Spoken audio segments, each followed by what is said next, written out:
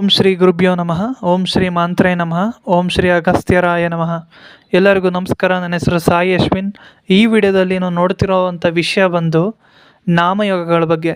ನಾಮಯೋಗಗಳ ಬಗ್ಗೆ ನಾವು ಆಲ್ರೆಡಿ ನೋಡ್ತಾನೆ ಬರ್ತಾ ಇದ್ದೀವಿ. ಕಳೆದ 2 ವಿಡಿಯೋ ನಾವು ಆಲ್ರೆಡಿ ನೋಡಿದ್ದೀವಿ. ಮೊದಲನೇ ನಾಮಯೋಗ ವಿಷ್ಕಂಭ ನಾಮಯೋಗ, ಪ್ರೀತಿ ನಾಮಯೋಗ ನೋಡಿದ್ವಿ. ಇದು 3ನೇ ನಾಮಯೋಗ ಆಯುಷ್ಮಾನ್ ನಾಮಯೋಗ.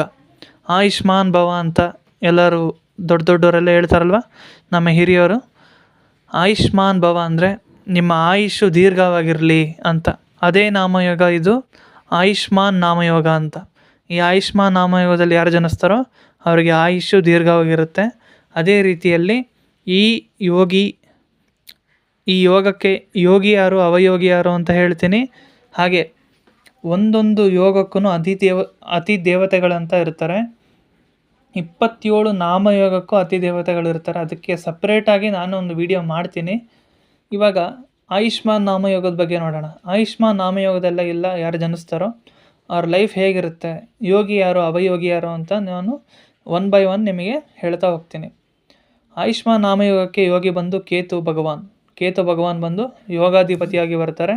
ಅವಯೋಗಿಯಾಗಿ ಬರುವಂಥ ಗ್ರಹ ಬಂದು ರಾಹು ಭಗವಾನ್. ಸರ್, ಇದು ರಾಹುಕೇತು ಜಾತಕ ಸರ್, ನಾವು ನೋಡೋದಿಲ್ಲ, ನಾವು ಒಪ್ಪೋದಿಲ್ಲ ಅಂತ ಕೇಳಿದರೆ ಖಂಡಿತ ನೀವೆಲ್ಲ ಅದು ನಂಬೇಡಿ. ಅದು ದೊಡ್ಡ ಮಿತ್ತು.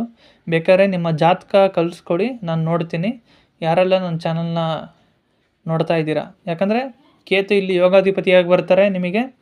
ಕೇತು ನಿಮಗೆ ಲಗ್ನದಲ್ಲೇ ಇದ್ದರೆ ರಾಹು 7ನೇ ಮನೇಲಿ ಇರ್ತಾರೆ. 2ನೇ ಮನೆಯಲ್ಲಿ ಕೇತು ಇದ್ದರೆ 8ನೇ ಮನೆಯಲ್ಲಿ ರಾಹು ಇರ್ತಾರೆ. ಇವಾಗ ಕೇತು ಏನು ಮಾಡ್ತಾರೆ, ರಾಹು ಏನು ಮಾಡ್ತಾರೆ ಅನ್ನೋದನ್ನು ನಾನು ಹೇಳ್ತೀನಿ. ಅತಿ ದೇವತೆ ಬಂದು ಚಂದ್ರ ಭಗವಾನ್ ಅತಿ ದೇವತೆಯಾಗಿ ಬರ್ತಾರೆ. ಹಾಗೆ ಯೋಗಾಧಿಪತಿ ಬಂದು ನಕ್ಷತ್ರ ಬಂದು ಮಗ ನಕ್ಷತ್ರ ಸಿಂಹರಾಶಿ, ಶತಭಿಷ ನಕ್ಷತ್ರ ಕುಂಭರಾಶಿಯಲ್ಲಿ ಅವಯೋಗಿ ನಕ್ಷತ್ರ ಬರುತ್ತೆ. ಇದು ರಾಹು ನಕ್ಷತ್ರ. ಶತಭಿಷ ನಕ್ಷತ್ರದಲ್ಲಿ ಯಾವುದಾದ್ರು ಒಂದು ಗ್ರಹ ಇದ್ದರೆ ನೀವು ಖಂಡಿತ ಆ ಗ್ರಹ ಕಾರಕತ್ವಕ್ಕೆ ಸಂಬಂಧಪಟ್ಟಿದ್ದು ಹಾಗೆ ಆ ಭಾವಕಾರಕತ್ವಕ್ಕೆ ಸಂಬಂಧಪಟ್ಟಂತೆ ನೀವು ಯಾರಿಗೂ ಮೋಸ ಮಾಡೋಕ್ಕೆ ಹೋಗಬೇಡಿ. ಉದಾಹರಣೆಗೆ 3ನೇ ಅಧಿಪತಿ ಏನಾದರೂ ನಿಮಗೆ ರಾಹು ನಕ್ಷತ್ರದಲ್ಲಿ, ಶತಭಿಷ ನಕ್ಷತ್ರದಲ್ಲಿ ಏನಾದ್ರು ಇದ್ದರೆ ಖಂಡಿತ ನೀವು ನಿಮ್ಮ ತಮ್ಮಂದರಿಗೆ, ಅಕ್ಕ ತಂಗಿಯರಿಗೆ ಯಾವುದೇ ರೀತಿ ಹರ್ಟ್ ಮಾಡೋಕ್ಕೆ ಹೋಗಬೇಡಿ, ಮೋಸ ಮಾಡೋಕ್ಕೆ ಹೋಗಬೇಡಿ. ಆಮೇಲೆ ನೀವು ಇದ್ದಿದ್ದನ್ನು ಎಲ್ಲ ಕಳ್ಕೊಬಿಡ್ತೀರ. ಈ ರೀತಿ ಆಯುಷ್ಮಾನ್ ನಾಮಯೋಗಕ್ಕೆ ಇರುತ್ತೆ. ಯೋಗಾಧಿಪತಿ ಬಂದು ಕೇತು, ಮಗ ನಕ್ಷತ್ರ ಯೋಗಾಧಿಪತಿ ನಕ್ಷತ್ರ. ಹಾಗೆ ಅಶ್ವಿನಿ ನಕ್ಷತ್ರ, ಮಗ ನಕ್ಷತ್ರ, ಮೂಲ ನಕ್ಷತ್ರ.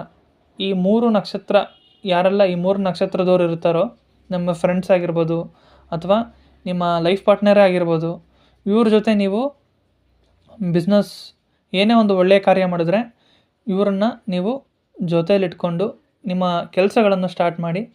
ಸೊ ನಿಮಗೆ ಒಳ್ಳೆಯದಾಗುತ್ತೆ. ಹಾಗೆ ಶತಭಿಷ ನಕ್ಷತ್ರ, ಆರುದ್ರ ನಕ್ಷತ್ರ, ಅದೇ ರೀತಿಯಲ್ಲಿ ಸ್ವಾತಿ ನಕ್ಷತ್ರ. ಈ 3 ನಕ್ಷತ್ರದ ವ್ಯಕ್ತಿಗಳು ಯಾರ್ಯಾರಿರ್ತಾರೋ ಅವರಿಂದ ನೀವು ಸ್ವಲ್ಪ ದೂರನೇ ಇರಿ. ಇವರಿಂದ ನಿಮಗೆ ಕೆಲವೊಂದು ಮೋಸ ಆಗ್ಬೋದು, ವಂಚನೆಗಳಾಗುತ್ತೆ.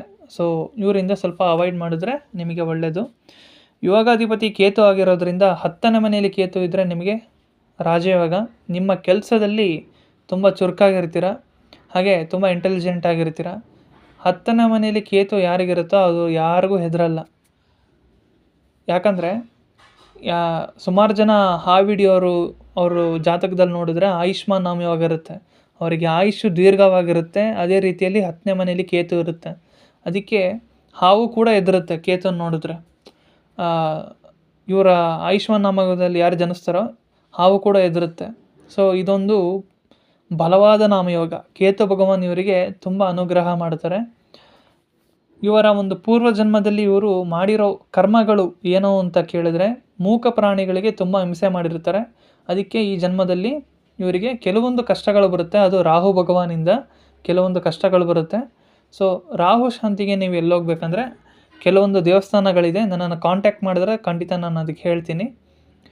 ನೀವು ನನ್ನ ಫೋನ್ ನಂಬರ್ ಇಲ್ಲಿ ಸ್ಕ್ರೀನ್ ಮೇಲೆ ಕೊಟ್ಟಿದ್ದೀನಿ. ನಿಮ್ಮ ಹಾರೋಸ್ಕೋಪ್ ಏನಾದ್ರು ನೋಡಬೇಕಂದ್ರೆ ಖಂಡಿತ ಈ ನಂಬರಿಗೆ ಫೋನ್ ಮಾಡಿ. ಥ್ಯಾಂಕ್ ಯು, ಧನ್ಯವಾದಗಳು. ನೆಕ್ಸ್ಟ್ 4ನೇ ನಾಮಯೋಗದ ಬಗ್ಗೆ ಹಾಕ್ತೀನಿ. ಈ ಚಾನಲ್ನ ಹೆಚ್ಚು ಜನ ಸಬ್ಸ್ಕ್ರೈಬ್ ಮಾಡಿ, ಈ ವಿಡಿಯೋನ ಹೆಚ್ಚು ಜನಕ್ಕೆ ಶೇರ್ ಮಾಡಿ. ಥ್ಯಾಂಕ್ ಯು, ಧನ್ಯವಾದಗಳು.